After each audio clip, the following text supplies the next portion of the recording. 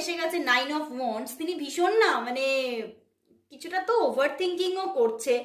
এবং বারবার ভাবছে যে এটা তার করা উচিত হবে কিনা, এটা মানে তোমার মধ্যেও সেই ফিলিংসটা আছে কিনা, মানে উনি যেটা ভাবছেন তোমার মধ্যেও সেই রকম ফিলিংস আছে কিনা, এই নিয়ে তিনিও না মানে একটা দোদুল্যমান চিন্তা ভাবনার মধ্যেই কিন্তু পড়ে আছেন। উনি কিন্তু মানে পুরোপুরি এখনো ক্লারিফিকেশন পাচ্ছেন না যে তুমিও তার প্রতি সেইভাবেই মানে উনি যেমন ভাবে তোমার প্রতি একটা ফিলিংস তার আছে, তোমারও আছে কিনা। এবং তিনি ভীষণভাবে মানে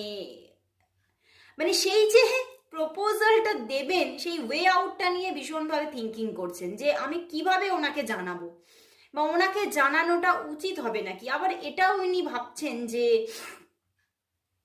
হয়তো তোমার জীবনেও প্রচুর অপশন থাকতে পারে, তুমিও হয়তো অন্য কাউকে পছন্দ করতে পারো, তোমার হয়তো পছন্দ হয়তো কিছুটা অন্যরকম,